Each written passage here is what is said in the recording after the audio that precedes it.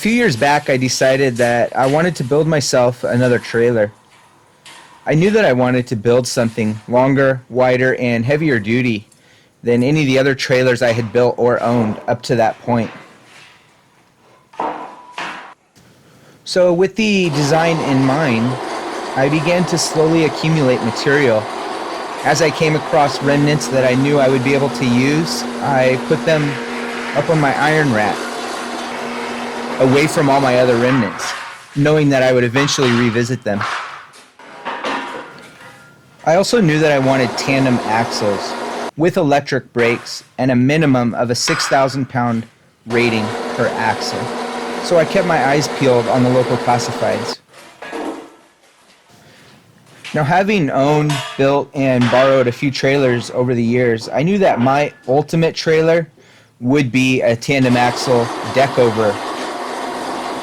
A deck over trailer is a trailer that has the deck over the axles, meaning the entire trailer deck is usable space. You're not working around fenders.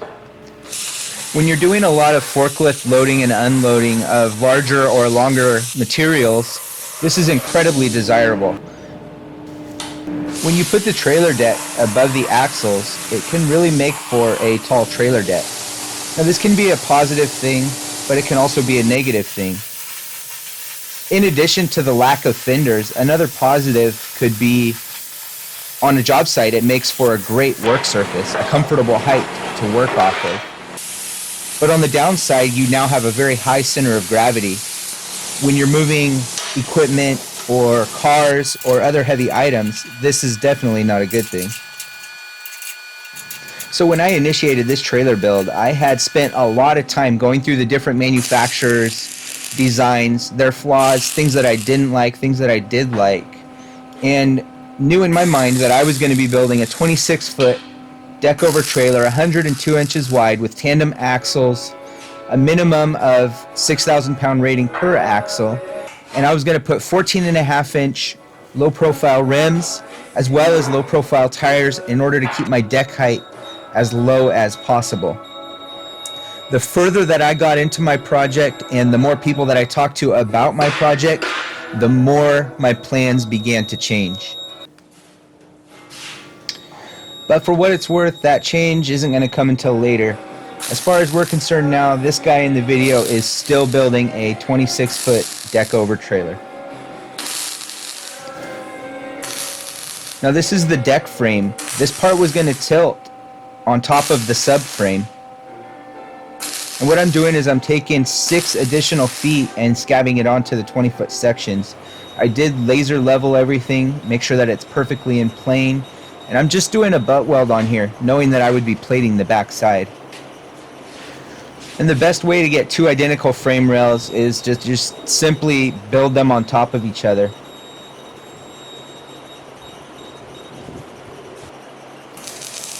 Now this was a fall-winter project, and I was hoping to be able to keep this project inside of the shop for the most part, but it ended up being too wide and too long, just barely. Which means I need a bigger shop. The next best option is building it on the apron, so I went ahead and set up all the workhorses out here and laser leveled again.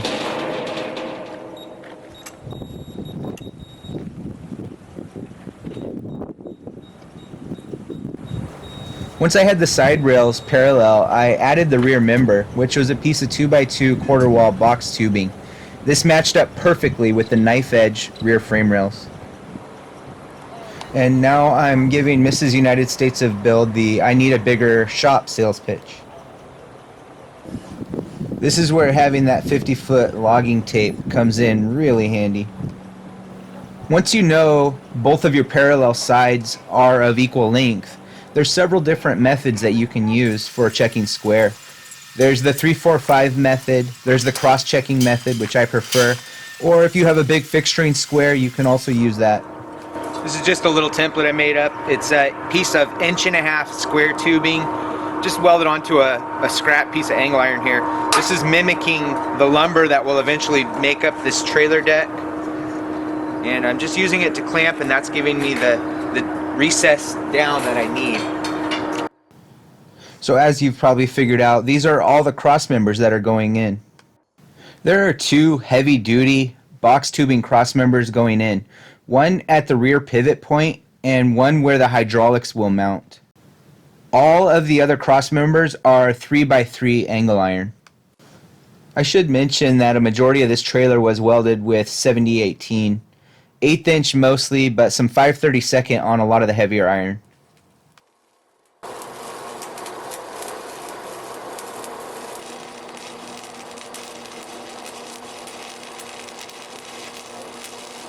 I thought I'd give a little recap of where we're at, what I've done over the last couple of evenings, and what the overall goal is.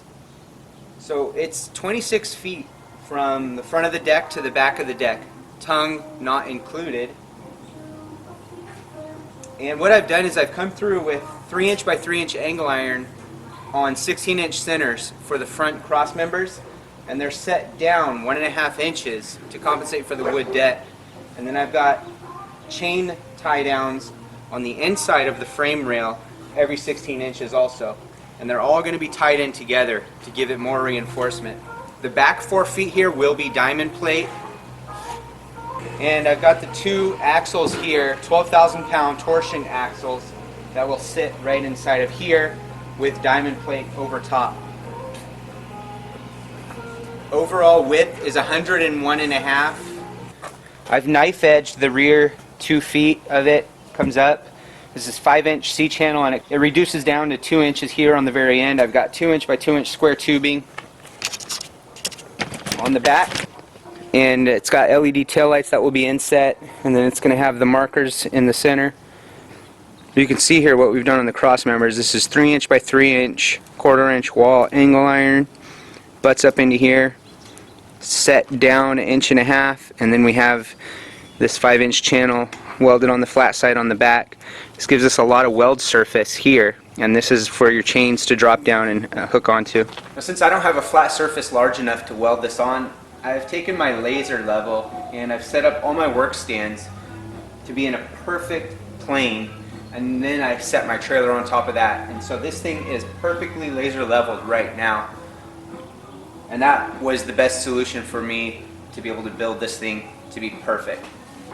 When laying out all of these other cross members, I've measured from one constant spot, which would be the front corner of that trailer, instead of setting a cross member and then measuring the next cross member off of that cross member. What happens when you do that, let's say you set that cross member 1/8 of an inch off, or during tack up it happens to twist a tiny bit. Now if you're measuring off of that one and it's 1/8 off, every single consecutive cross member will be off. If you measure from the same constant spot in the very front corner, every cross member is measured from that spot and will be consistent throughout. Same goes if you're laying out a building or if you're framing a wall. Measure from one constant spot. Don't measure as you go down. So for instance here we're laying out our next cross member, which is basically going to be the opening for our wheels, and I've measured from that cross member, I've measured from the front corner of the trailer, and then I just double checked off of one of my rear cross members just to ensure consistency on that cross member. I now know that that cross member is in the perfect location down to the milli-inch.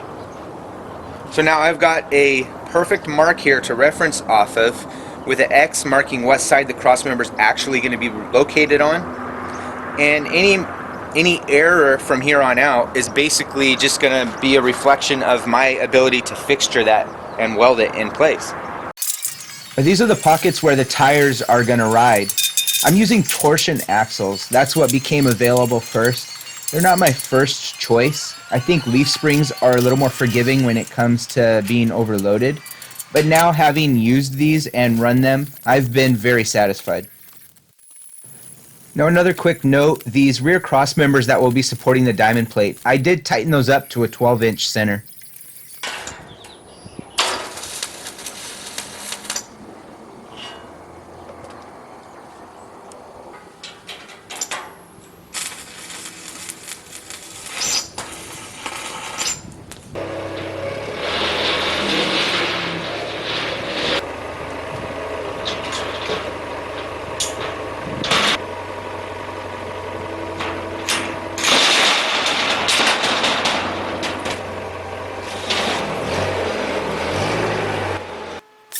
I decided it would be a lot easier to cut out all the stake pocket holes now with the plasma cutter, as opposed to doing it later with a cutoff wheel.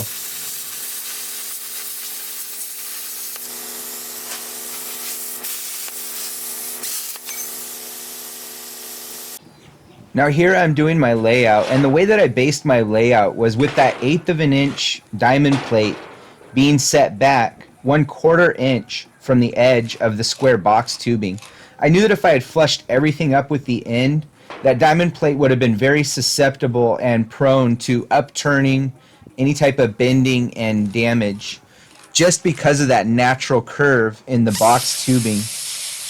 Not only that, but it also gave me a nice lap weld. Taking all the welds down on the tops of those cross members. Anything that's proud is getting flushed up.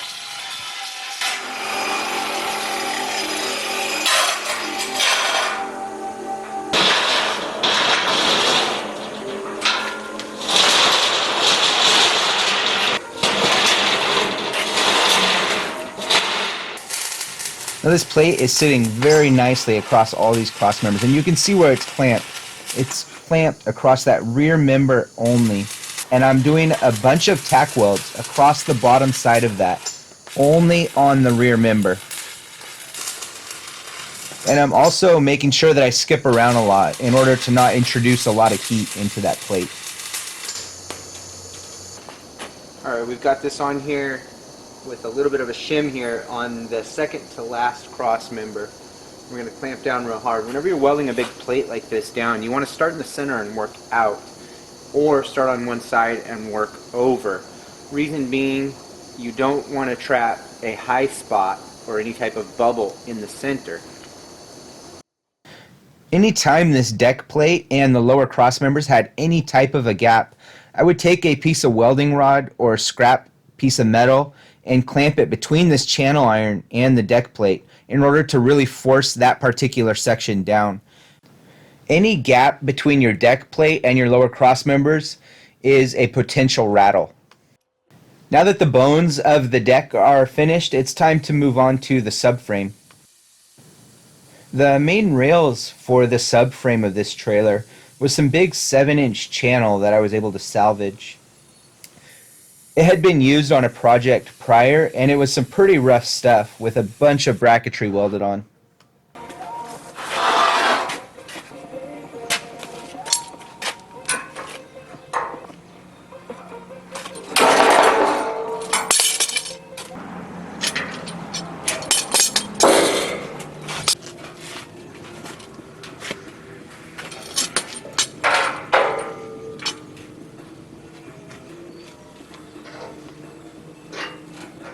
Not sure if the camera will show it, but whatever these channel irons were used for in their previous life, they do have a slight bend in them, and that's what I'm working on overcoming right now.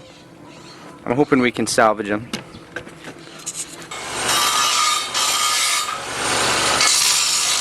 My thought here was that if I could use the subframe that these axles came on as a frame jig for these big 7-inch channels, what I could do is slowly work my way down these channels, welding in the cross members and straightening them as I go.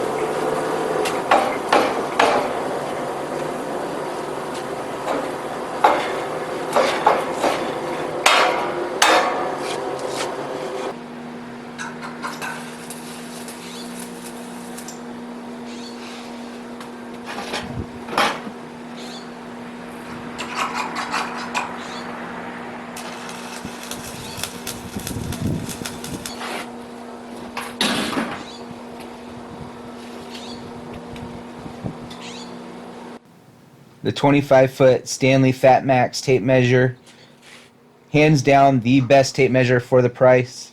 I haven't met another one that even comes close.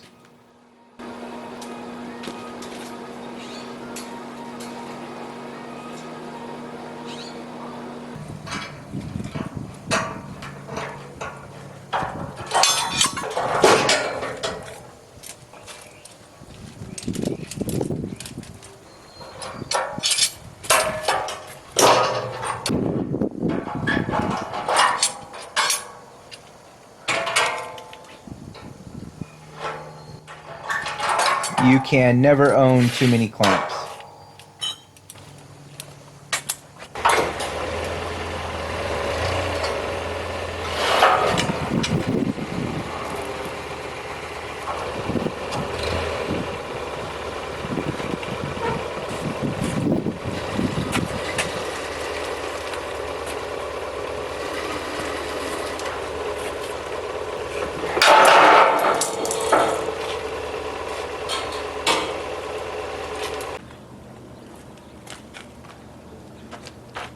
Alright, now one final determination that I need to make is whether I have enough material here left to bend in and meet my center beam that will be my tongue, my trailer tongue.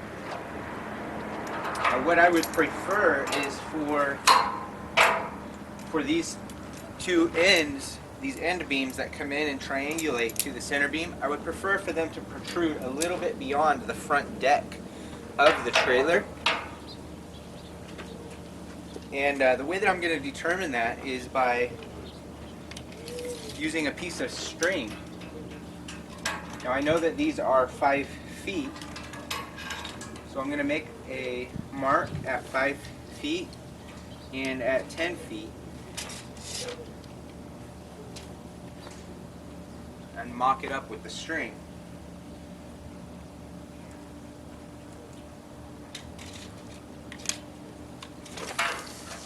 Now this doesn't have to be NASA accurate, but just enough that I can get an idea, know as to whether I have enough material here or if I need to add in additional material.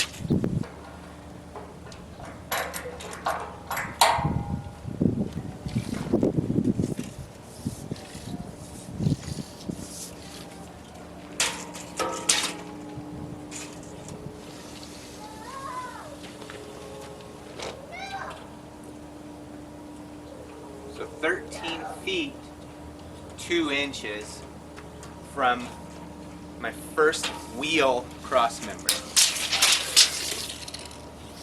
I'll take that measurement over here, 13 feet, 2 inches.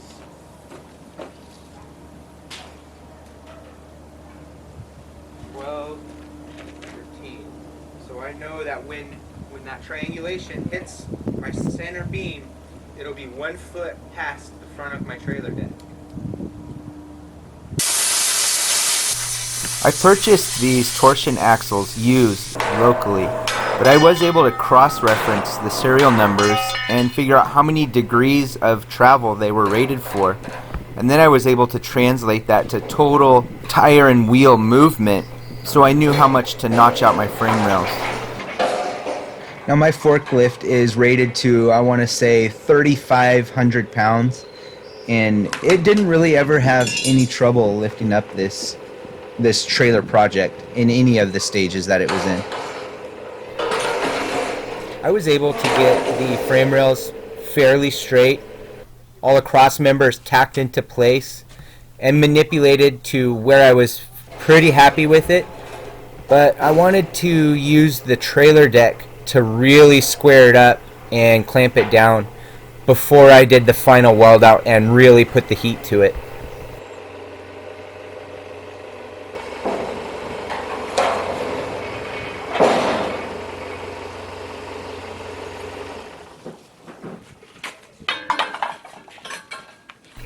I immediately noticed that when I set the weight of this subframe on the deck frame, I got a little bit of sag in the center. And I think the main reason for this was that I had already cut out the wheel openings out of the outside C channel.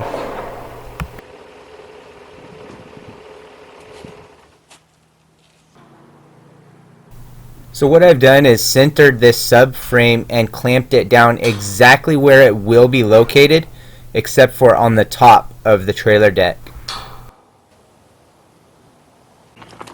Alright, I've got a mark here at 14 feet measured from the back on both sides, and I'm taking a piece of used welding rod here and I'm clamping that exactly at 14 feet for me to hang my tape measure on, and now I'm going to cross check this for square.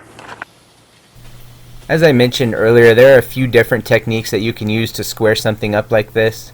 Personally, I tend to just turn to the cross-checking method, and if I do happen to be at a square, I find that a ratchet strap is just so easy to use, a lot more user-friendly than trying to fixture a bar clamp in there, and they're cheap and readily available.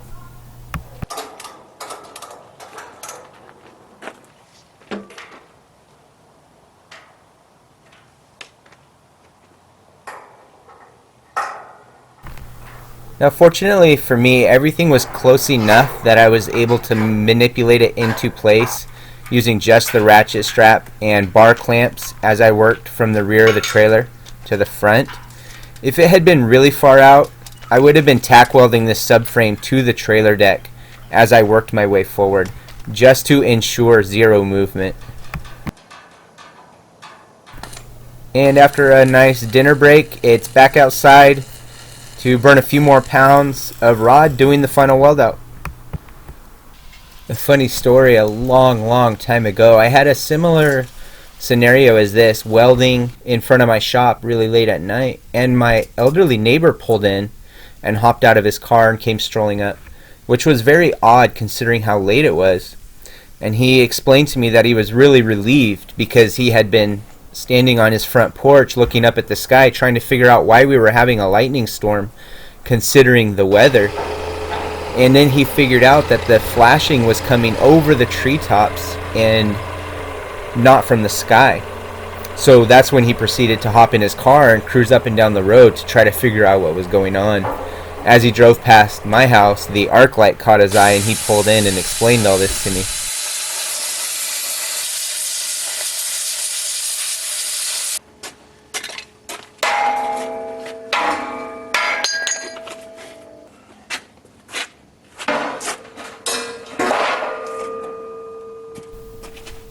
And this is the trailer tongue.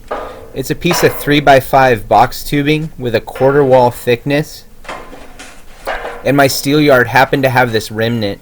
Otherwise you have to buy the full 20-foot stick or buy the pieces that you need and pay the restocking fee.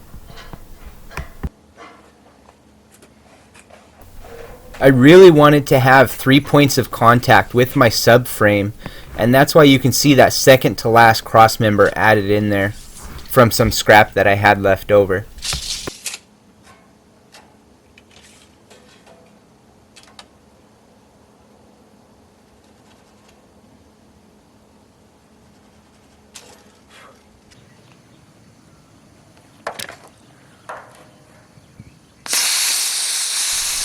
And this is what we mocked up earlier, just using the makeshift strings to figure out where the frame rails would intersect with the trailer tongue.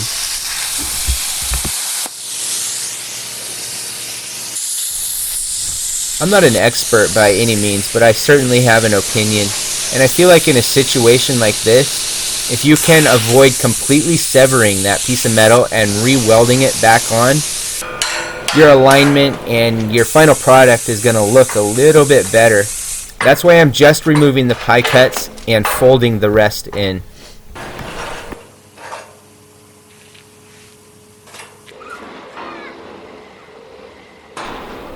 And since you've watched me weld plenty, I've skipped that part, but you can see that the subframe is 90% complete.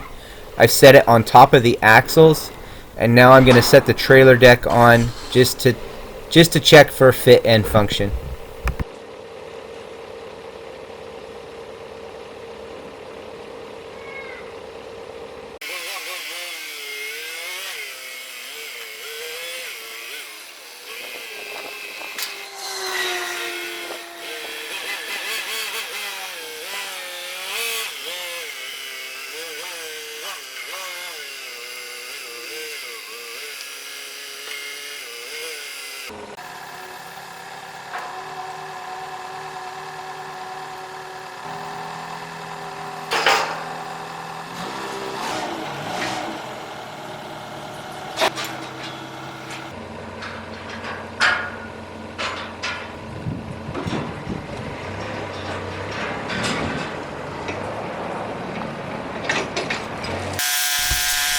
And that pretty much concludes all the work that takes place in part 1. Be sure to tune in for part 2, where the project takes a major right turn. We work through some major design changes. We get this trailer deck much closer to the ground, and we mess around with some hydraulics. As always, thanks a million for watching, and we'll catch you on the next one.